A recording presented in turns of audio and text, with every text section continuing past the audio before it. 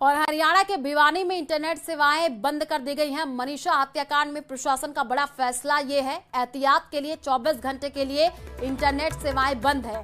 आज सुबह महिला शिक्षक मनीषा का अंतिम संस्कार हुआ है। मनीषा हत्याकांड से भिवानी में भारी तनाव है। तो बड़ी खबर इस वक्त आपको बता रहे हैं, हरियाणा के भिवानी में इंटरनेट सेवाएं बंद कर दी गई हैं।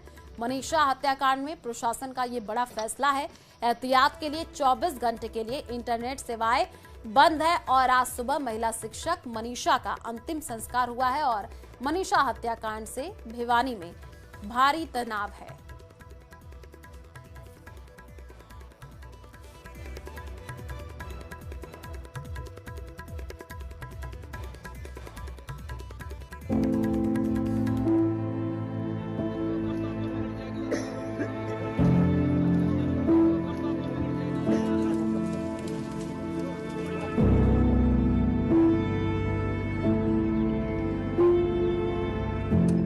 भिवानी की मनीषा का अंतिम संस्कार आज पूरा हो गया।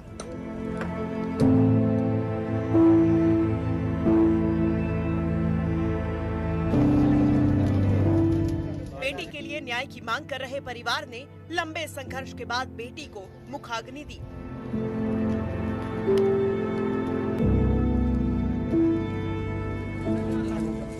मनीषा का अंतिम संस्कार अंत नहीं, बल्कि इंसाफ के लिए जंग का एक पड़ाव है।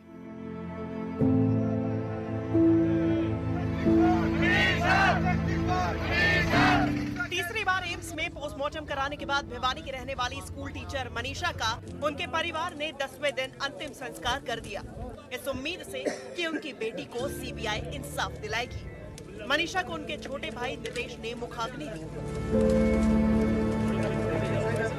हजारों लोगों के साथ प्रशासन की मौजूदगी में बहुत शांतिपूर्ण तरीके से उस बहन को विदाई दे दी गई है। परिवार की तरफ से बात यही थी कि उन्हें और कुछ नहीं चाहिए, बेटी को न्याय चाहिए।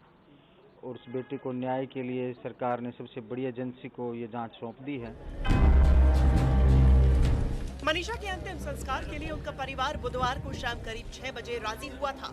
इससे पहले परिवार ने 2 मांगे सरकार के सामने रखी थी, जिसमें केस की जांच सीबीआई से कराने और दिल्ली एम्स में पोस्टमार्टम करवाना शामिल था।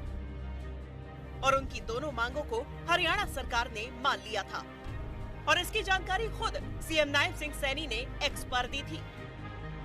भिवानी की हमारी बेटी मनीषा और उनके परिवार को न्याय दिलाने के लिए प्रदेश सरकार तथा पुलिस प्रशासन पूरी गंभीरता और पारदर्शिता के साथ कार्य कर रहे हैं।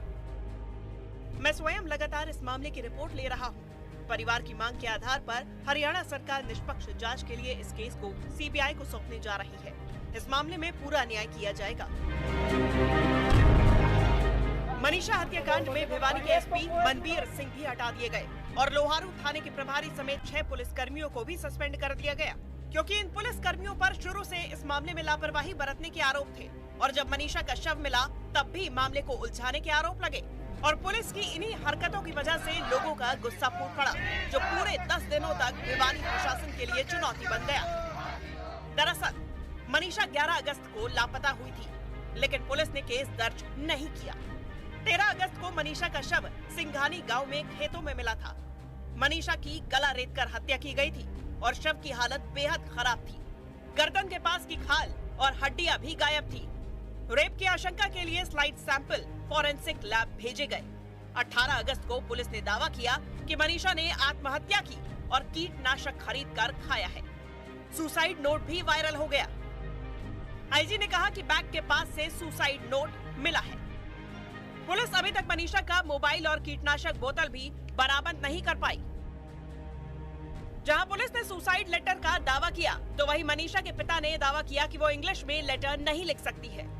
पुलिस की कहानी और परिवार के बयानों से मनीषा की हत्या की गुत्थी बेहद उलझ गई है, जिसे सुलझाने की जिम्मेदारी अब सीबीआई की है।